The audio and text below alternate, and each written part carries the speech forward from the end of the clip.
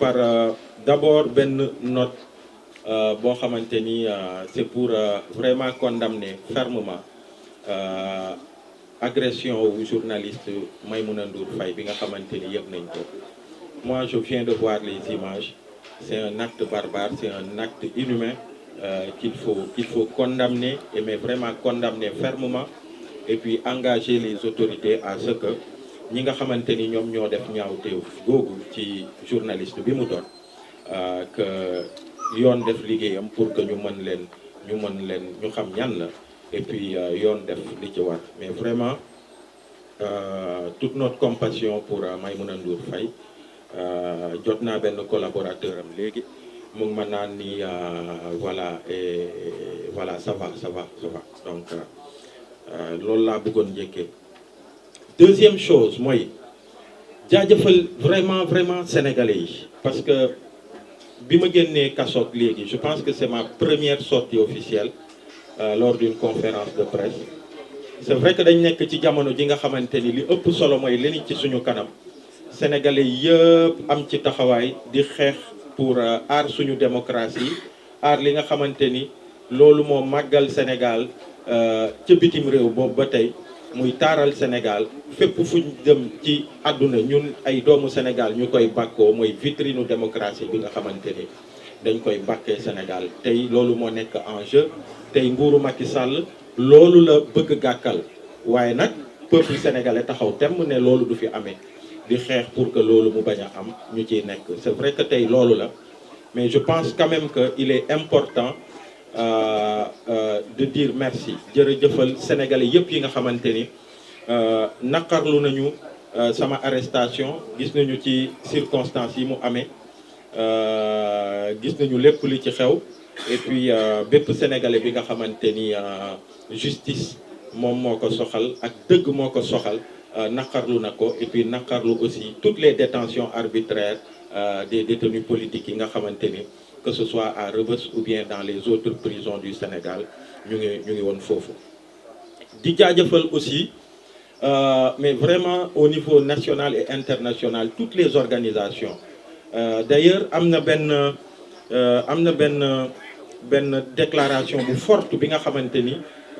100 personnalités, organisations, activistes, ay journalistes sénégalais, ay militants des droits de l'homme du Sénégal, d'Afrique et du monde entier signé woon nañ ko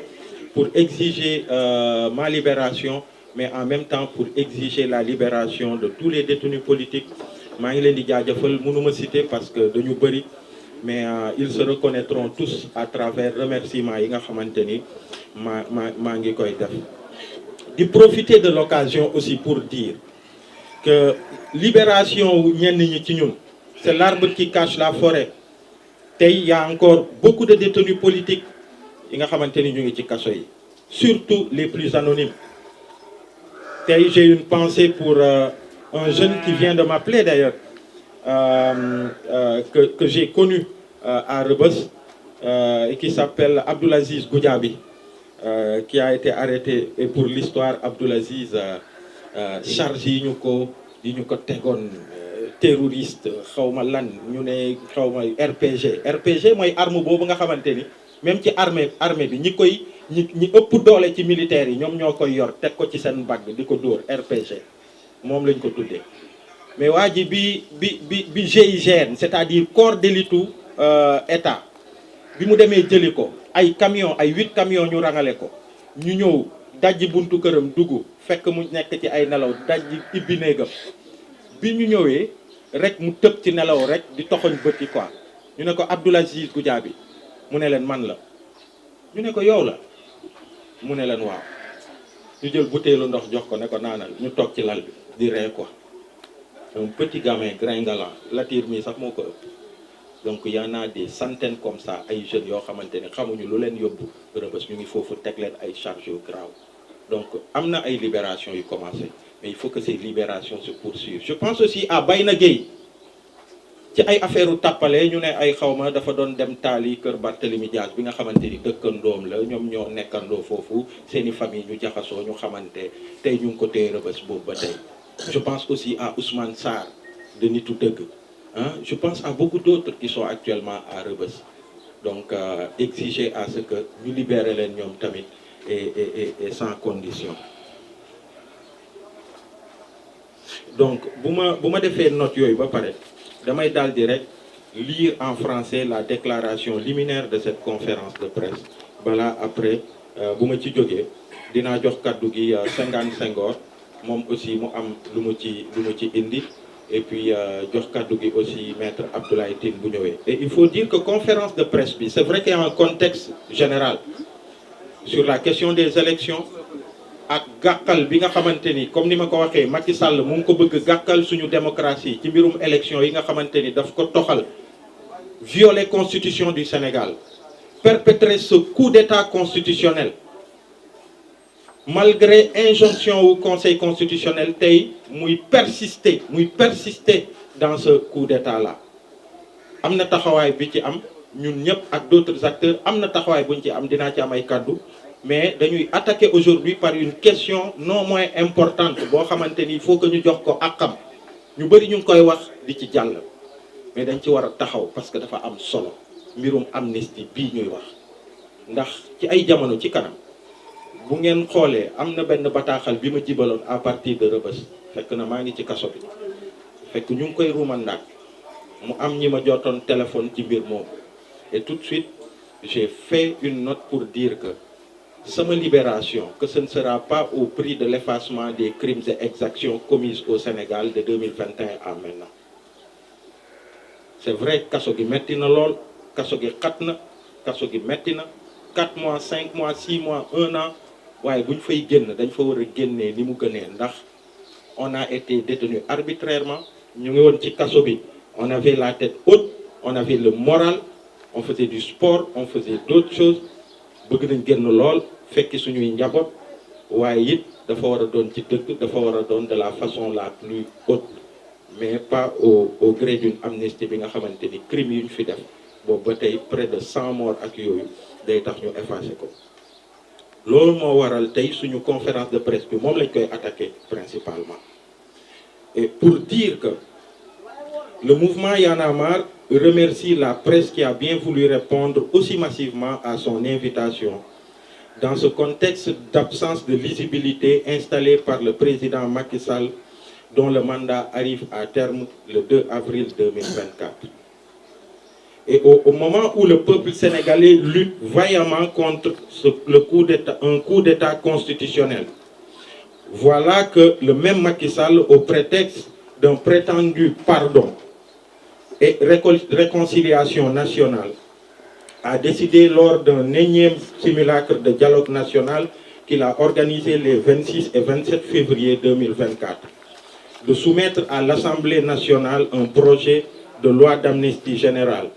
dont l'objectif est d'effacer les crimes et délits commis de 2021 à 2024. D'ailleurs, le texte a été déjà adopté en Conseil des ministres et il doit passer en mode fast-track à l'Assemblée nationale, en tout cas le projet de loi. Cette décision inattendue, non concertée et inopportune, prise à la surprise générale, est systématiquement rejetée par les familles des victimes, les personnes détenues arbitrairement et tous les citoyens soucieux de justice. Dans son principe, l'amnistie est débattue en doctrine car certains considèrent qu'elle est démagogique, dangereuse et susceptible même de violer le droit à l'égalité des citoyens ainsi que le droit à une justice équitable. Au plan international, une loi d'amnistie qui jette une ombre sur des événements vécus au Sénégal entre juin 2021 et 2024 viole les articles 7 et 14 du Pacte international relatif aux droits civils et politiques des Nations Unies du 16 décembre 1966 et l'article 7 de la Charte africaine des droits de l'homme et des peuples de 1981, dans la mesure où l'État du Sénégal refuse aux victimes le droit d'être entendues et jugées conformément aux engagements internationaux et aux lois internes du Sénégal. Dans ses observations finales concernant le 5e rapport périodique publié le 7 novembre 2019, suite à l'examen du Sénégal, le Comité des droits de l'homme des Nations Unies rappelle à l'État du Sénégal que taire les rancœurs, apaiser les esprits et asseoir un dialogue durable ne peuvent justifier le vote d'une loi d'amnistie. Ça, c'est les Nations Unies qui l'ont dit à l'État du Sénégal. Y'en a marre rappelle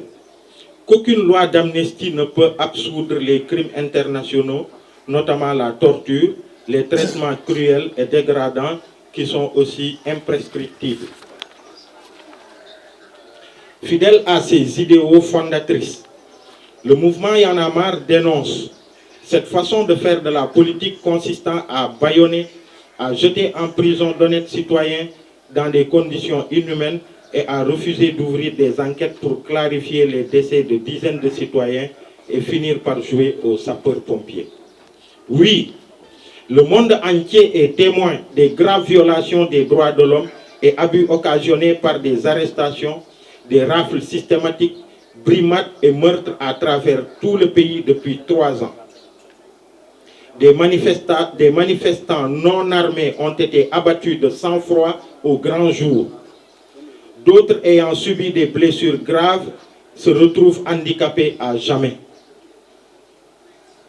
Que dire des cas de torture dont le symbole le plus parlant est le jeune militant Pape Abdoulaye Touré? Et comme si cela ne suffisait pas, près d'1 millier de citoyens ont été arrêtés et jetés en prison à Dakar et partout au Sénégal